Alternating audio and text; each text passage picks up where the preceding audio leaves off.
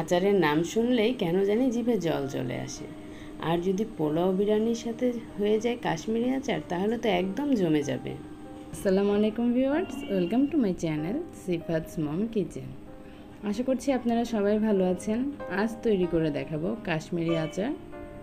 খুব সহজভাবে আর খুবই তাড়াতাড়ি এই আচারটি তৈরি করে নিতে পারবেন। আশা করছি আপনাদের ভালো লাগবে।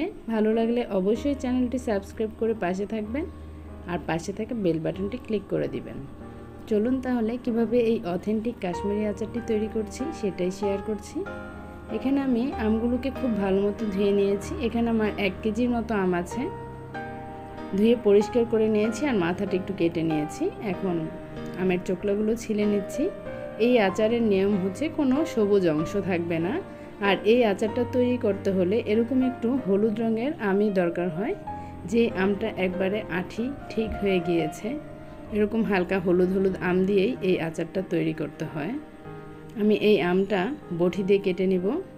এই দেখেন একটু সবুজ আছে, আমি এটা ফেলে দিলাম। এইভাবেই আমড়ার মতো করে আমি এই আমটা কেটে নেব।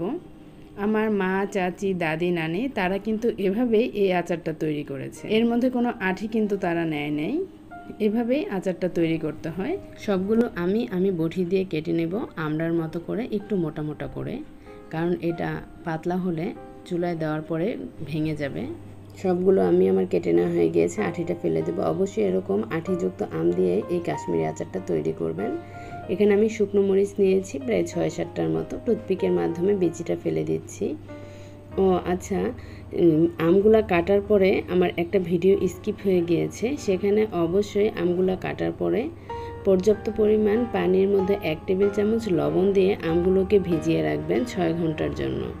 আর তাও যদি না হয়, আপনারা চাইলে চুনের পানিতে আমগুলো ভিজিয়ে রাখবেন 6 ঘন্টার মতো। কথা বলতে বলতে শুকনো মরিচটা আমার কাটা হয়ে গিয়েছে। এখন আমি আদাটাও কুচি করে কেটে নেব।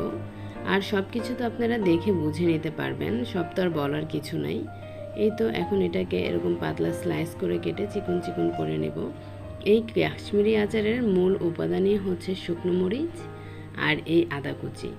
এই দুইটা দিলে এটার যে একটা আদার ঘ্রাণ আর শুকনো মরিচের যে ঝাল, এটাই অনেক বেশি মজার করে তোলে। এই তো কাটা হয়ে গিয়েছে। আর আমার 6 ঘন্টা আম ভিজিয়ে রাখার পরে এরকম হয়েছে। দেখছেন, পাকা আমগুলো কিন্তু না কাঁচা না পাকা। চুলায় একটা প্যান বসিয়ে এর মধ্যে 1.5 কাপ চিনি দিয়ে দিয়েছি আর তার সাথে 1.25 কাপ পানি দিয়ে দিয়েছি। আর তার সাথে সিরকা দিয়েছি 1/4 কাপ। ঢাকনা দিয়ে দিলাম। 1 কাপের মতোই আমি পানি দিয়েছি। বলক আসার পরে ঢাকনাটা উঠিয়ে এর মধ্যে দিয়ে দিচ্ছি আমি আদা কুচিগুলো। এখানে আমার 1 টেবিল চামচ আদা কুচি আছে। আদা কুচিটা দিয়ে দিলাম। চুলার জালটা আমার মিডিয়াম হাইয়ে আছে। এই তো যখন একটু আদার কালারটা একটু চেঞ্জ হয়ে আসবে, সে পর্যায়ে আমগুলো এর মধ্যে। আমাদের মা চাচিরা কিন্তু অনেক সুন্দরভাবে এই কাশ্মীরি আচারটা তৈরি করতো, আর তাদের থেকেই কিন্তু আমাদের শিখে নেওয়া। এখন একটা স্প্যাচুলার মাধ্যমে একটু নেড়ে চেড়ে দিচ্ছি। আমগুলো কিন্তু চিনির শিরার মধ্যেই ডুবে থাকতে হবে, নেড়ে চেড়ে দিবেন। জালটা আমার মিডিয়াম হাইয়ে আছে, এভাবে নেড়ে চেড়ে দিতে হবে। ঢাকনা দিয়ে দিলে আমগুলো কিন্তু আবার একটু গলে যাবে। ঢাকনা না দেওয়াটাই বেটার আমি মনে করি। এই তো এখন এর মধ্যে আমি শুকনো মরিচটা দিয়ে দিচ্ছি। এতে করে এর শুকনো মরিচের ঝালটাও আমের মধ্যে ঢুকে যাবে। চুলার আঁচটা কিন্তু আমার মিডিয়াম হাইয়ে আছে। এভাবে বেশ কিছুক্ষণ থাকার পরে এর মধ্যে 1/2 চামচ লবণ আমি অ্যাড করে দিয়েছি। এই লবণটা কিন্তু আচারের ব্যালেন্সটা ঠিকঠাক করবে। 10 মিনিট পরে আমি ফিরে আসলাম।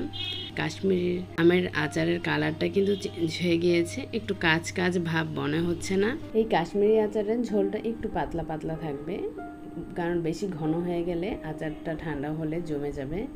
এই তো তৈরি হয়ে গেল অসম্ভব মজার কাশ্মীরি আচার।